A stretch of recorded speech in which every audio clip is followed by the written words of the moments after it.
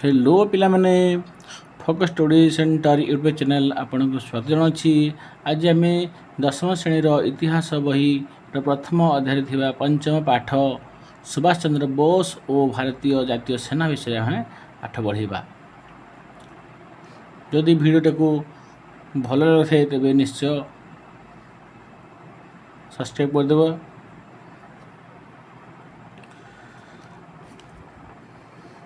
भारतीय स्वाधीनता संग्राम को सुभाष चंद्र बोस अवदान अविस्मरणीय अटे। जो केते जन महापुरुष निजर त्याग और बलिदान रे भारतीय स्वाधीनता संग्राम को गौरवमंडित करछन्ति सेमानंक मध्यरे सुभाष चंद्र बोस अन्यतम। भारतीय स्वाधीनता संग्राम रे से गांधीजी को यथेष्ट सम्मान देउथिले सुद्धा तांकर केतेक नीति को विरोध करथिले। बुझिपारछने जे गांधीजी को सुभाष चंद्र बोस बहुत सम्मान करते किंतु गांधीजी नीति को विरोध करते। बुझिपारे जय हिंद और दिल्ली चलो स्लोगान दे सुभाष भारतीय मान मन में जो उन्मादना सृष्टि कर आज पर्यंत प्रत्येक भारतीय मन में अभुला स्मृति भाव रही। ताले सुभाष चंद्र बोस दुईटी आमर स्लोगान थिला। से स्लोगान ना दुईटा हूँ कौन जय हिंद और दिल्ली चलो।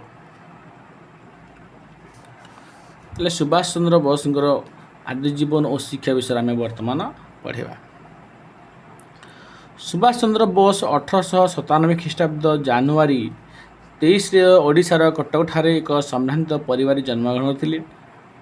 ताहले सुभाष चंद्र बोस 1897 ख्रीष्टाब्द जानुरी मास 23 कौन थे ओडिशार कटक ठारे एक संभ्रांत परिवार जन्मग्रहण करते। तांको पिता जानकीनाथ बोस है। सुभाष चंद्र बोस पिता नाम थिला जानकीनाथ बोस। से जड़े आईनजीवी थिले। ताहले बुझीपारे पे मैंने जे सुभाष चंद्र बोस केबे जन्मग्रहण करथिले 1897 ख्रीष्टाब्द जानुरी 23 तारिख रे कटकर ओडिशार कटक ठार एक संभ्रांत परिवार जन्मग्रहण करथिले। तांको पिता नाम थिला जानकीनाथ बोस है। से जन आईनजीवी थिले। कटकर रेभेन्सा कॉलेजिएट स्कूल रे छात्र थिबा समय रे छात्र मान को संगठित करी स्कूल हॉस्टल रे खुदीराम शहीद दिवस पालन करथिले। ताबरे सुभाष चंद्र बोस कौन करथिले कटकर रेभेन्सा कॉलेजिएट स्कूल रे छात्र थिबा समय रे छात्र मान को एकाठी करी स्कूल हॉस्टल रे खुदीराम शहीद दिवस पालन करथिले। बुझिपारछन पिलाने ए सब मन रखियो। बुझिला।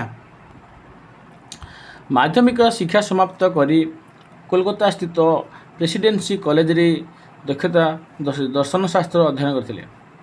जितेबले सुभाष बोस माध्यमिक शिक्षा समाप्त हो सारी कोलकाता स्थित प्रेसिडेंसी कॉलेज रे कौन थे दर्शन शास्त्र अध्ययन करते। रामकृष्ण परमहंस स्वामी विवेकानंद और रवींद्रनाथ ठाकुर प्रमुख महामनीषी मानकर बाणी द्वारा से गभीर भाव प्रभावित होते। सुभाष चंद्र बोस केते महामनीषी मानकर बाणी को शुणी से प्रभावित होते। सी माने थे कि रामकृष्ण परमहंस स्वामी विवेकानंद और रवींद्रनाथ ठाकुर।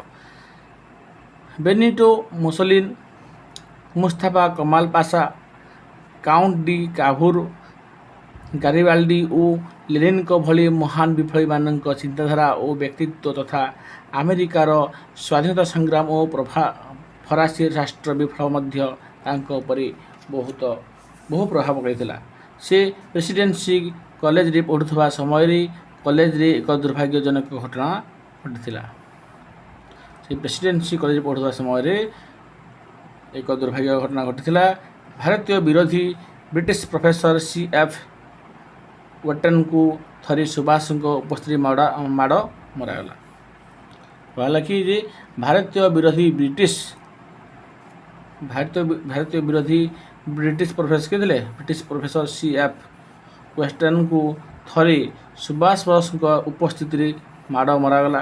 यही घटना सुभाष आक्रमणकारी नाम प्रकाश कले ना कि निजक निर्दोष बोली कहले। यही घटना से क्षमा न मागिबारु 1916 कॉलेज रु बहिष्कार करागला। कहला 1916 कॉलेज रु बहिष्कार करागला। पर अवश्य से कलकत्तार स्किट्स କିଡ୍ସ ଚର୍ଚ୍ଚ କଲେଜରେ ନାମ ଲେଖାଇଲେ ଏବଂ ସେଠାରେ ଦର୍ଶନ ଶାସ୍ତ୍ର ସମାନରେ ପ୍ରଥମ ଶ୍ରେଣୀରେ ସ୍ନାତକ ଡିଗ୍ରୀ ହାସଲ କରିଥିଲେ। ମନସ୍ତତ୍ୱରେ ସ୍ନାତକର ଶିକ୍ଷା ଅସମ୍ପୂର୍ଣ୍ଣ କରି 1919 ସେ କେମ୍ବ୍ରିଜ ଚାଲିଗଲେ। ତାପରେ ତାଙ୍କ ମନସ୍ତତ୍ୱରେ କ'ଣ ହେଲା, ସ୍ନାତକୋତ୍ତର ଶିକ୍ଷା ସମ୍ପୂର୍ଣ୍ଣ ନ କରି ସେ 1919 କ'ଣ ହେଲା, କେମ୍ବ୍ରିଜ ଚାଲିଗଲେ। 1920ରେ ସୁବାସ ICS ପରୀକ୍ଷାରେ ଚତୁର୍ଥ ସ୍ଥାନ ହାସଲ କରି ଉତ୍ତୀର୍ଣ୍ଣ ହୋଇଥିଲେ। ତାପରେ 1920 କ'ଣ ଥିଲା ଯେ ସୁବାସ ICS ପରୀକ୍ଷାରେ ଚତୁର୍ଥ ସ୍ଥାନ ହାସଲ କରି ଉତ୍ତୀର୍ଣ୍ଣ ହୋଇଥିଲେ। ତାହେଲେ ସୁଭାଷ ଚନ୍ଦ୍ର ବୋଷ ICS ପରୀକ୍ଷାରେ ଚତୁର୍ଥ ସ୍ଥାନରେ ହାସଲ କରିଥିଲେ କେବେ, 1920ରେ। ଏହା ସତ୍ତ୍ୱେ ସେ ଏପରି ସମ୍ମାନଜନକ ପଦବୀକୁ ପ୍ରତ୍ୟାଖ୍ୟାନ କରି ସ୍ୱଦେଶୀକୁ ପ୍ରତ୍ୟାବର୍ତ୍ତନ କରିଥିଲେ। ହେଲା, ଏହି ପଦବୀ ପାଇ ସେ କ'ଣ କରିଥିଲେ, ନିଜ ଦେଶକୁ ପଳାଇ ଆସିଥିଲେ, ସ୍ୱଦେଶକୁ ପ୍ରତ୍ୟାବର୍ତ୍ତନ କରିଥିଲେ। ରାଜନୈତିକ ଜୀବନ 1923ରେ ସୁବାସ ଭାରତୀୟ ଜାତୀୟ କଂଗ୍ରେସରେ ଯୋଗଦାନ କଲେ। ତାପରେ କ'ଣ ହେଲା, 1923ରେ ସୁବାସ ଭାରତୀୟ ଜାତୀୟ କଂଗ୍ରେସରେ କ'ଣ ଯୋଗଦାନ କଲେ ଓ ବଙ୍ଗଳା ପ୍ରାଦେଶିକ କଂଗ୍ରେସର କମିଟିର ସମ୍ପାଦକ ପଦବୀ ଅଳଙ୍କୃତ ନେଇଥିଲେ। ବୁଝିପାରିଲ, ଯେତେବେଳେ 1923ରେ ସୁଭାଷ ଚନ୍ଦ୍ର ବୋଷ ଜାତୀୟ କଂଗ୍ରେସରେ ଯୋଗଦାନ କରିଥିଲେ ଓ ବଙ୍ଗଳା ପ୍ରାଦେଶିକ କଂଗ୍ରେସ କମିଟିର ସେ କ'ଣ ସମ୍ପାଦକ ଭାବରେ ଗ୍ରହଣ କରିଥିଲେ। ସେ ମହାନ ନେତା ଚିତ୍ତରଞ୍ଜନ ଦାସଙ୍କୁ ତାଙ୍କର ରାଜନୈତିକ ଗୁରୁ ଭାବରେ ଗ୍ରହଣ କରିଥିଲେ। ହେଲା, ତାହେଲେ ସୁଭାଷ ଚନ୍ଦ୍ର ବୋଷଙ୍କର ରାଜନୈତିକ ଗୁରୁ ଭାବରେ କାହାକୁ ଗ୍ରହଣ କରିଥିଲେ, ଚିତ୍ତରଞ୍ଜନ ଦାସକୁ। ବୁଝିପାରୁଛନ୍ତି ପିଲାମାନେ, ଚିତ୍ତରଞ୍ଜନ ଦାସକୁ। ଏବେ ତାଙ୍କ ପ୍ରେରଣାରେ ରାଜନୈତିକ କାର୍ଯ୍ୟ କଲେ। 1924ରେ ସେ କଲିକତା ନଗର ନିଗମର ମୁଖ୍ୟ କାର୍ଯ୍ୟାଳୟ ନିର୍ବାହୀ ଅଧିକାରୀ ଭାବେ ନିର୍ବାଚିତ ହୋଇଥିଲେ। ତାପରେ କ'ଣ ହେଲା ଯେ 1924ରେ କଲିକତା ନଗର ନିଗମର ମୁଖ୍ୟ କାର୍ଯ୍ୟ ନିର୍ବାହୀ ଅଧିକାରୀ ଭାବରେ ନିର୍ବାଚିତ ହେଲେ। ସେ ଉଭୟ ବଙ୍ଗଳା ପ୍ରାଦେଶିକ କଂଗ୍ରେସ ସମିତି ଓ ସର୍ବଭାରତୀୟ ଶ୍ରମିକ କଂଗ୍ରେସର ଅଧ୍ୟକ୍ଷ ଭାବେ ମଧ୍ୟ ନିର୍ବାଚିତ ହୋଇଥିଲେ। ତାଙ୍କର ଅସୀମ ସାହସ ଓ ଦେଶପ୍ରେମ ଯୋଗୁଁ ସେ ଜନସାଧାରଣଙ୍କର ଅତ୍ୟନ୍ତ ପ୍ରିୟ ଭାଜନ ହୋଇପାରିଥିଲେ। ତାଙ୍କର ବିଦ୍ରୋହ ଓ ବିପ୍ଳବାତ୍ମକ କାର୍ଯ୍ୟକଳାପକୁ ଲକ୍ଷ୍ୟ କରି ଇଂରେଜ ସରକାର ତାଙ୍କୁ 1924ରେ ସନ୍ଦେହରେ ଗିରଫ କଲେ ଏବଂ ଏହାର 1 ବର୍ଷ ପରେ ତାଙ୍କୁ ବର୍ମାର ମାଣ୍ଡାଲି ଜେଲକୁ ପ୍ରେରଣ କଲେ। 1938ରେ ସେ ହରିପୁର ଅଧିବେଶନରେ ଭାରତୀୟ ଜାତୀୟ କଂଗ୍ରେସ ସଭାପତି ମନୋନୀତ ହେଲେ। ତାପରେ କ'ଣ ହେଲା, 1938ରେ ହରିପୁର ଅଧିବେଶନରେ ଭାରତୀୟ ଜାତୀୟ କଂଗ୍ରେସ ସଭାପତି ଭାବରେ ମନୋନୀତ ହୋଇଥିଲେ। କୁଶ୍ଚେନ୍ ପଢ଼ବା ଯେ କେବେ ହରିପୁର ଅଧିବେଶନରେ ଭାରତୀୟ ଜାତୀୟ କଂଗ୍ରେସ ସଭାପତି ମନୋନୀତ ହୋଇଥିଲେ, କେବେ ହୋଇଥିଲେ, 1938 ହୋଇଥିଲେ। ତାହେଲେ 1939ରେ ଗାନ୍ଧୀଜୀଙ୍କର ବିରୋଧ ସତ୍ତ୍ୱେ ସେ ତ୍ରିପୁରୀ ଅଧିବେଶନରେ ମଧ୍ୟ ସଭାପତି ହୋଇଥିଲେ। ହେଲା, ଯେ 1939ରେ ଗାନ୍ଧୀଜୀଙ୍କ ବିରୋଧରେ ମଧ୍ୟ ସେ ସୁଭାଷ ଚନ୍ଦ୍ର ବୋଷ ତ୍ରିପୁରୀ ଅଧିବେଶନରେ ମଧ୍ୟ ସଭାପତି ହୋଇଥିଲେ। କିନ୍ତୁ ଏହି ଅଧିବେଶନ ପରବର୍ତ୍ତୀ ସମୟରେ ଗାନ୍ଧୀଜୀଙ୍କ ସହ ମତଭେଦ ହେବାରୁ ସୁଭାଷ ଚନ୍ଦ୍ର କଂଗ୍ରେସ ତ୍ୟାଗ କରି 1939 ମେ 3 ତାରିଖରେ ଫରୱାର୍ଡ଼ ବ୍ଲକ ନାମରେ ଗୋଟିଏ ନୂତନ ରାଜନୈତିକ ଦଳ ଗଠନ କରିଥିଲେ। ତାପରେ କ'ଣ ହେଇଥିଲା, ଯେ ସୁଭାଷ ଚନ୍ଦ୍ର ବୋଷ ଗୋଟିଏ ରାଜନୈତିକ ଦଳ ଗଠନ କରିଥିଲେ, ତାର ନାଁ ହେଲା ଫରୱାର୍ଡ଼ ବ୍ଲକ।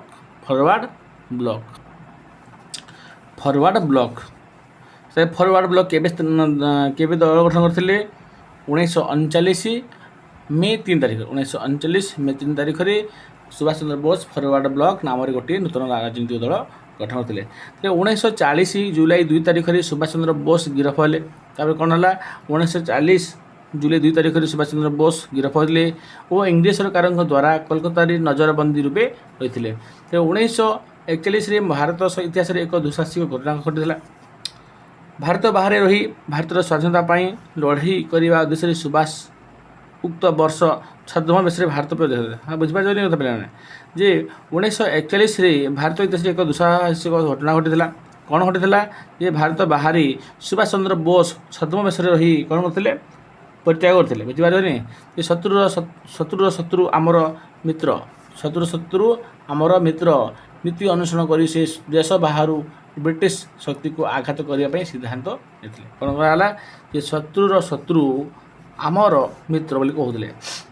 ଶତ୍ରୁର ଶତ୍ରୁ ନୀତି ଅନୁସରଣ କରି ସେ ଦେଶ ବାହାରୁ ବ୍ରିଟିଶ ଶକ୍ତିକୁ ଆଘାତ କରିବା ପାଇଁ ସିଦ୍ଧାନ୍ତ ନେଇଥିଲେ।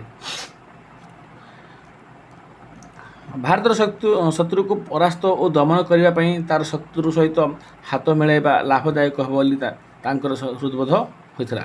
ଇତିହାସରୁ ସେ ଶିକ୍ଷା ଲାଭ କରିଥିଲେ ଯେ ବହିଃଶକ୍ତିର ସାହାଯ୍ୟ ବିନା କୌଣସି ଜାତି ସ୍ୱାଧୀନତା ହାସଲ କରିପାରିବ ନାହିଁ।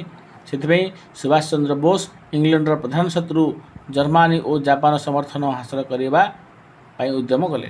କ'ଣ ହେଲା ଯେ ସୁଭାଷ ଚନ୍ଦ୍ର ବୋଷ ଇଂଲଣ୍ଡର ପ୍ରଧାନ ଶତ୍ରୁ କିଏ ଥିଲେ?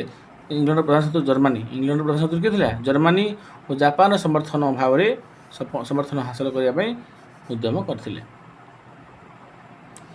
ତାପରେ 1941 ଜାନୁଆରୀ 26ରେ ଭାରତର ସୀମା ଅତିକ୍ରମ କରି 1941 ଜାନୁଆରୀ 26ରେ ଭାରତର ସୀମା ଅତିକ୍ରମ କରି ଆଫଗାନିସ୍ତାନ ସୋଭିଏତ ରୁଷ ମଧ୍ୟ ଦେଇ ମାର୍ଚ୍ଚ 25ରେ ମୁସଲମାନ ବେଶରୀ ବର୍ଲିନଠାରେ ପହଞ୍ଚିଥିଲେ। ହେଲା, ତାହେଲେ 1941 ଜାନୁଆରୀ 26ରେ ଭାରତର ସୀମା ଅତିକ୍ରମ କରି ହେଲା ଆଫଗାନିସ୍ତାନ ଓ ସୋଭିଏତ ରୁଷ ମଧ୍ୟ ଦେଇକରି ମାର୍ଚ୍ଚ 25ରେ ମୁସଲମାନ ବେଶରେ ବର୍ଲିନରେ ପହଞ୍ଚିଥିଲେ।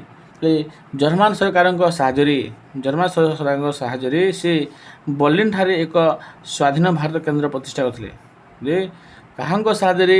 ସୁଭାଷ ଚନ୍ଦ୍ର ବୋଷ ବର୍ଲିନଠାରେ ସ୍ୱାଧୀନ ଭାରତ କେନ୍ଦ୍ର ସ୍ଥାପନ କରିଥିଲେ ଜର୍ମାନ ସରକାରଙ୍କ ସହାୟତାରେ। ଏବଂ ଫ୍ରି ଇଣ୍ଡିଆ ଆର୍ମି ବା ସ୍ୱାଧୀନ ଭାରତ ସୈନ୍ୟବାହିନୀ ଗଠନ କଲେ। ହେଲା, ଯେ ସୁଭାଷ ଚନ୍ଦ୍ର ବୋଷ ଗୋଟିଏ ଆର୍ମି ଗଠନ କରିଥିଲେ, ତାର ନାଁ ହେଉଛି ଫ୍ରି ଇଣ୍ଡିଆ ଆର୍ମି। ସେଠାରେ ଥିବା ପ୍ରାୟ 20,000 ଭାରତୀୟ ଯୁଦ୍ଧବନ୍ଦୀ ଏଥିରେ ସାମିଲ ହେଲେ। ଭାରତୀୟ ସେନାମାନଙ୍କୁ ଜର୍ମାନୀ ସେନାପତିମାନେ ତାଲିମ ଦେଇଥିଲେ। ଯେ ଭାରତୀୟ ସେନାମାନଙ୍କୁ ଜର୍ମାନୀ ସେନାପତି କ'ଣ ଥିଲା? ଟ୍ରେନିଂ ଦେଇଥିଲା ଏବଂ ସୁଭାଷ ତାହା ନିରୀକ୍ଷଣ କରି ଅଭିବାଦନ ଗ୍ରହଣ କରିଥିଲେ। ସୈନ୍ୟମାନଙ୍କ ଦ୍ୱାରା ଅଭିବାଦନ ସ୍ୱରୂପ ସାଧାରଣ ଭାବେ ଜୟ ହିନ୍ଦ ଧ୍ୱନି ବ୍ୟବହୃତ ହେଉଥିଲା। ହେଲା, ଯେ କ'ଣ କରୁଥିଲା? ସୈନ୍ୟମାନଙ୍କୁ ଅଭିବାଦନ ଦ୍ୱାରା କେଉଁ ଧ୍ୱନି ଦିଆଯାଉଥିଲା? ଜୟ ହିନ୍ଦ ଧ୍ୱନି ବ୍ୟବହୃତ ହେଉଥିଲା। ଜର୍ମାନୀରେ 1941ରେ ସୁଭାଷ ବୋଷ ଆଜାଦ ହିନ୍ଦ ରେଡ଼ିଓ ପ୍ରତିଷ୍ଠା କରି ସେଠାରୁ 1942 ଫେବୃଆରୀ 19ରେ ତାଙ୍କର ପ୍ରଥମ ଗୁପ୍ତ ବେତାର ବାର୍ତ୍ତା ବିଶ୍ୱବାସୀଙ୍କ ନିମନ୍ତେ ପ୍ରସାର କରିଥିଲେ। ତେବେ କ'ଣ ହେଲା ଯେ ଜର୍ମାନୀରେ ସୁଭାଷ ଚନ୍ଦ୍ର ବୋଷ 1941ରେ ଗୋଟିଏ ରେଡ଼ିଓ ସ୍ଥାପନ କରିଥିଲେ। ସେ ରେଡ଼ିଓର ନାଁ ହେଲା କ'ଣ? ଆଜାଦ ହିନ୍ଦ ରେଡ଼ିଓ। ହେଲା, ଏହି ରେଡ଼ିଓ ମାଧ୍ୟମରେ 1942 ଫେବୃଆରୀ 19ରେ ତାଙ୍କର ପ୍ରଥମ ଗୁପ୍ତ ବେତାର ବାର୍ତ୍ତା ବିଶ୍ୱବାସୀଙ୍କ ନିମନ୍ତେ ପ୍ରସାରଣ କରିଥିଲେ।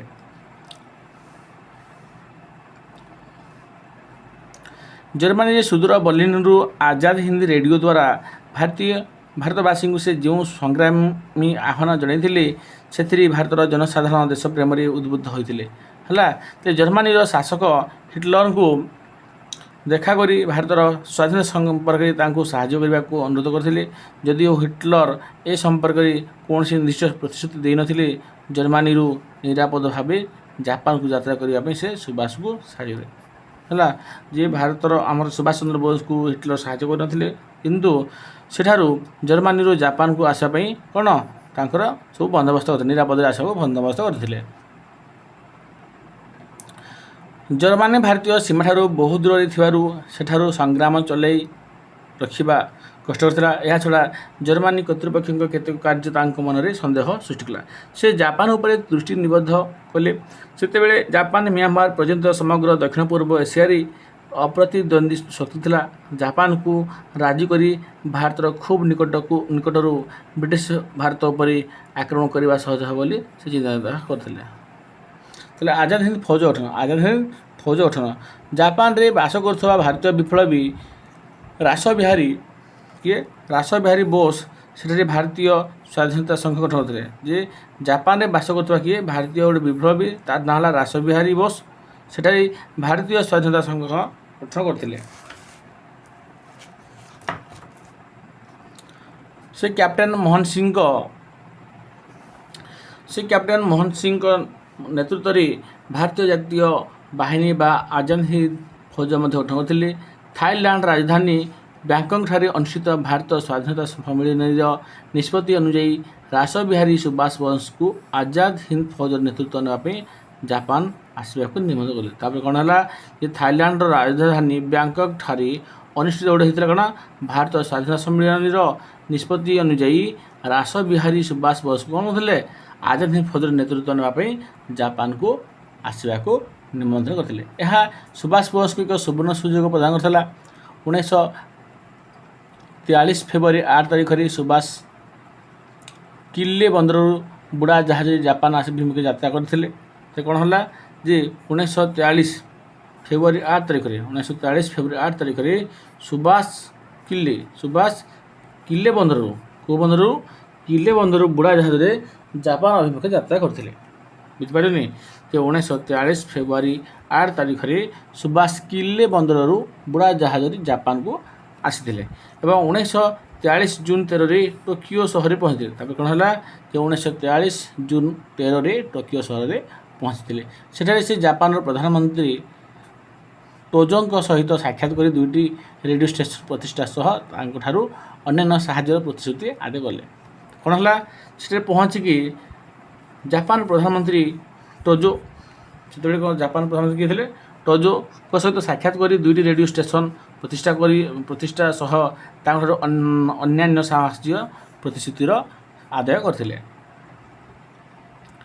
ଏହାପରେ 1943 ଜୁଲାଇ 2 ତାରିଖରେ ସୁଭାଷ ଜର୍ମାନୀରେ ପହଞ୍ଚିଲେ। ତାପରେ କ'ଣ ହେଲା 1943 ଜୁଲାଇ 2 ତାରିଖରେ ସୁଭାଷ ଜର୍ମାନୀରେ ପହଞ୍ଚିଥିଲେ ଓ ସେଠାରେ ଭାରତୀୟ ସ୍ୱାଧୀନତା ସଂଘ ଏବଂ ଆଜାଦ ହିନ୍ଦ ଫୌଜର ନେତୃତ୍ୱ ନେଲେ କିଏ ସୁଭାଷ ଚନ୍ଦ୍ର ବୋଷ।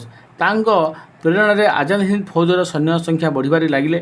ହେଲା ଯେତେବେଳେ ସୁଭାଷ ଚନ୍ଦ୍ର ବୋଷ ତାଙ୍କର ନେତୃତ୍ୱ ନେଇଥିଲେ ସେହି ସମୟରେ ଆଜାଦ ହିନ୍ଦ ଫୌଜର ସୈନ୍ୟ କ'ଣ ହେଲା ବଢ଼ିବାରେ ଲାଗିଲା। ସେ ଏହି ସୈନ୍ୟ ବାହିନୀର ପୁନର୍ଗଠନ କରିଥିଲେ ଏବଂ ସେନାବାହିନୀରେ ଉନ୍ନତି ଓ ଶୃଙ୍ଖଳା ଆଣିବା ପାଇଁ ଚେଷ୍ଟା କରିଥିଲେ।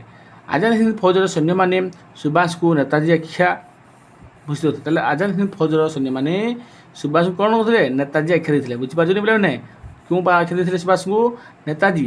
ସୁଭାଷ ଚନ୍ଦ୍ର ବୋଷ ଆଜାଦ ହିନ୍ଦ ଫୌଜକୁ ଚାରୋଟି ଯୋଦ୍ଧା ବାହିନୀ ହେଲା ସୁଭାଷ ଚନ୍ଦ୍ର ବୋଷ ଆଜାଦ ହିନ୍ଦ ଫୌଜକୁ 4ଟି ଯୋଦ୍ଧା ବାହିନୀ ବା ବ୍ରିଗେଡ଼ରେ ବିଭକ୍ତ କରିଥିଲେ।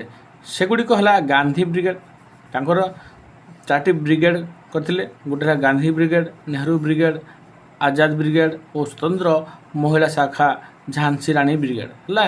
ତାହେଲେ କ୍ୟାପ୍ଟେନ ଲକ୍ଷ୍ମୀ ସେହଗଲ ଏହି ମହିଳା ବ୍ରିଗେଡ଼ର ନେତୃତ୍ୱ ନେଇଥିଲେ। କିଏ ନେଇଥିଲେ କ୍ୟାପ୍ଟେନ ଲକ୍ଷ୍ମୀ ସେହଗଲ ଏହି ମହିଳା ବ୍ରିଗେଡ଼ ନେତୃତ୍ୱ ନେଇଥିଲେ। ତାହେଲେ ସରକାର ଗଠନ ପଢ଼ିବା ଆମେ ସରକାର ଗଠନ ପରବର୍ତ୍ତୀ ସମୟରେ ନେତାଜୀ ଆୟାରଲ୍ୟାଣ୍ଡର ଅସ୍ଥାୟୀ ସରକାର ଅନୁକରଣରେ 1943 ଅକ୍ଟୋବର 21ରେ ସିଙ୍ଗାପୁରଠାରେ ଆଜାଦ ହିନ୍ଦ ସରକାର ଗଠନ କରିଥିଲେ। Japan, Germany, Italy, Myanmar, Thailand, ଚୀନ, ଫିଲିପାଇନ୍ସ ଓ ମାଞ୍ଜୁରିଆ ଏହି ସରକାରଙ୍କୁ ସ୍ୱୀକୃତି ଦେଇଥିଲେ।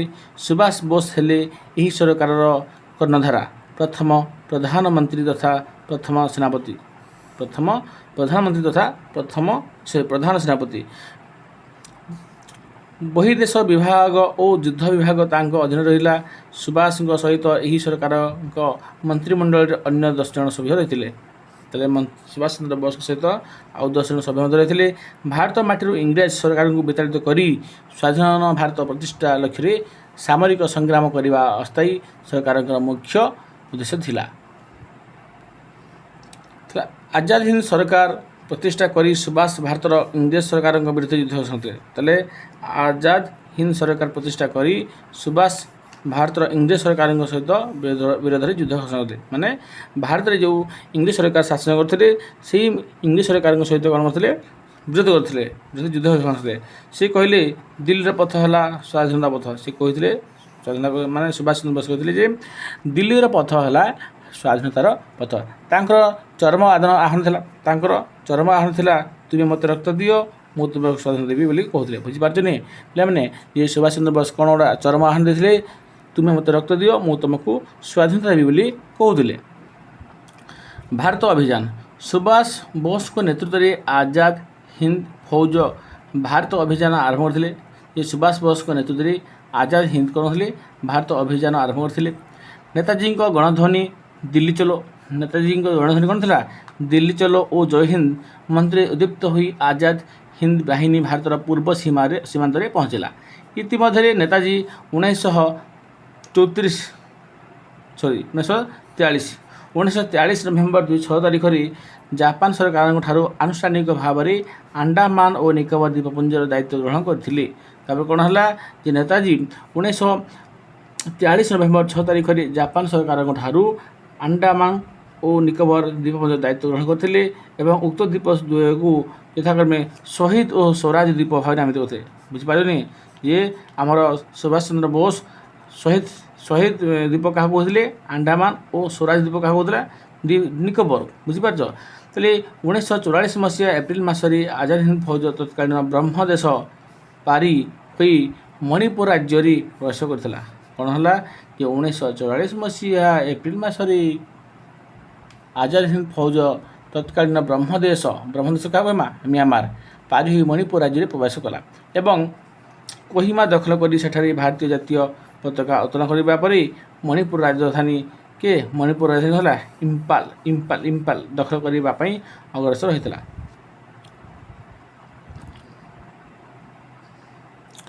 ଏହାପରେ ପ୍ରବଳ ବର୍ଷା ଆରମ୍ଭ ହେବାରୁ ଆଜାଦ ହିନ୍ଦ ଫୌଜର ଯୋଗାଯୋଗ ବ୍ୟବସ୍ଥା ବିପର୍ଯ୍ୟସ୍ତ ହୋଇବା ପଡ଼ିଲା। ତା ସହିତ ଦ୍ୱିତୀୟ ବିଶ୍ୱଯୁଦ୍ଧରେ ଜାପାନ ପରାଜୟ ଆଜାଦ ହିନ୍ଦ ଫୌଜର ବିପର୍ଯ୍ୟୟର କାରଣ ହେଲା। ଯେତେବେଳେ ଆମର ଜାପାନ ପରାଜୟ ହୋଇଗଲା ଦ୍ୱିତୀୟ ବିଶ୍ୱଯୁଦ୍ଧରେ ତାହେଲେ ଆଜାଦ ହିନ୍ଦ ଫୌଜର ବିପର୍ଯ୍ୟୟ କ'ଣ ହେଲା? କାରଣ ହେଲା ମାନେ ବିପର୍ଯ୍ୟୟ ହୋଇଗଲା। ଜାପାନ ଭାରତୀୟ ଜାତୀୟ ସେନାକୁ ସାହାଯ୍ୟ କରିବାର ସମସ୍ତ ସମ୍ଭାବନା ବନ୍ଦ ହୋଇଗଲା। ଜାପାନ ଭାରତୀୟ ଜାତୀୟ ସେନାକୁ ସାହାଯ୍ୟ କରିବାର ସମସ୍ତ ସମ୍ଭାବନା କ'ଣ ବନ୍ଦ ହେଲା? କାହିଁକି? ଜାପାନ ଭାରତୀୟ ଜାତୀୟ ସେନାକୁ ବହୁତ ସାହାଯ୍ୟ କରୁଥିଲା। ସେଥିପାଇଁ ବ୍ରିଟିଶ ସେନା ଭାରତର ଉତ୍ତର ପୂର୍ବ ସୀମା ପର୍ଯ୍ୟନ୍ତ ମାଡ଼ି ଆସି ଆସାମ ସମେତ କେତେକ ଅଞ୍ଚଳ ନିଜ ନିୟନ୍ତ୍ରଣରେ ରଖି ସାରି ଦେଇଥିଲେ। ଅବଶିଷ୍ଟ ସୈନ୍ୟଙ୍କ ନିକଟରେ ପଛକୁ ଫେରିବା ବ୍ୟତୀତ ଅନ୍ୟ କୌଣସି ରାସ୍ତା ନଥିଲା। ତାପରେ କ'ଣ ହେଲା ଯେ ବ୍ରିଟିଶ ସେନା ଭାରତର ଉତ୍ତର ପୂର୍ବ ସୀମା ପର୍ଯ୍ୟନ୍ତ କ'ଣ ହେଲା ମାଡ଼ି ଆସିଥିଲେ, ଯାହାଫଳରେ କି ସେହି ଅଞ୍ଚଳରେ ଥିବା ଭାରତୀୟ ସୈନ୍ୟମାନେ କ'ଣ କରୁଥିଲେ? ଆଗକୁ ନ ଯାଇ ପଛକୁ ଫେରିବାର କ'ଣ ରାସ୍ତା କ'ଣ ହେଲା? ସୈନ୍ୟଙ୍କ ନିକଟରେ ପଛକୁ ଫେରିବା ବ୍ୟତୀତ ଅନ୍ୟ କୌଣସି ରାସ୍ତା ନଥିଲା ବୋଲି କହୁଥିଲେ। ହେଲା, ତାହେଲେ